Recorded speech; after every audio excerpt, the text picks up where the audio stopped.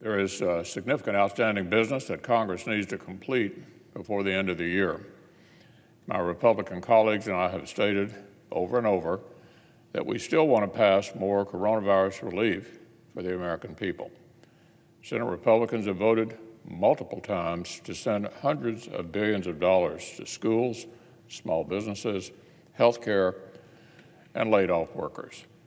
If Speaker Pelosi and Leader Schumer had not made the calculation to block it, that money could have been out the door many weeks ago. Instead, our Democratic colleagues have spent months, literally months, holding all of that urgent help hostage over unrelated left-wing wish list items.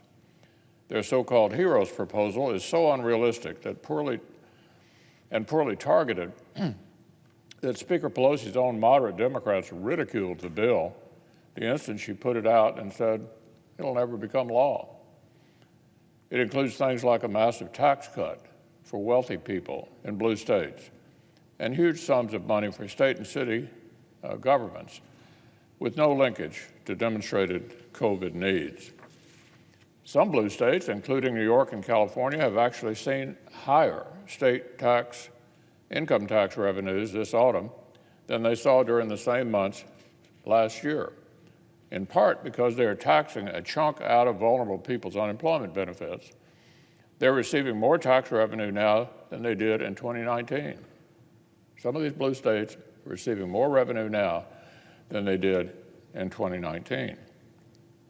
But alas, Democrats still want coronavirus relief for the entire country held hostage over a massive slush fund for their own use.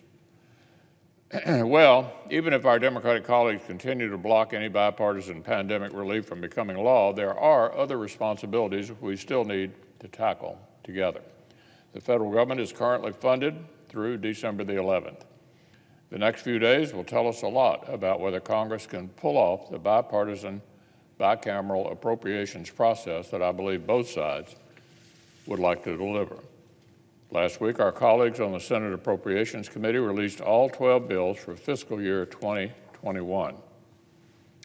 The bills would fully fund all kinds of crucial priorities, from securing our border to caring for our veterans to supporting public health at this particularly critical time.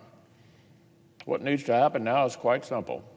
Our colleagues on the committee and their counterparts in the House need to continue their bicameral discussions and settle on top-line dollar amounts for each separate bill. I hope they'll be able to reach this broad agreement by the end of this very week.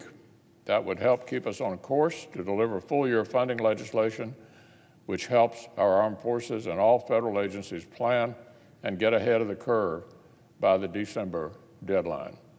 For nearly 2 years now, we've avoided the drama that had become a Washington routine and funded our government on a bipartisan basis.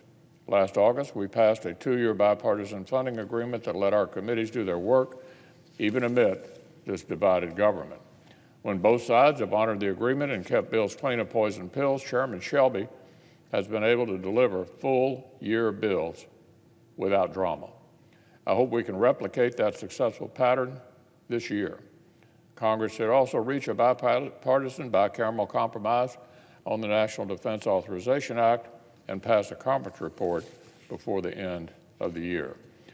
Our men and women in uniform need every tool and resource to confront the great power competitors, rogue states, and terrorists who wish us harm.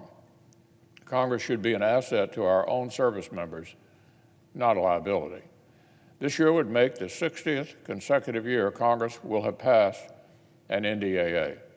This is no time to break that streak and leave our forces in the lurch.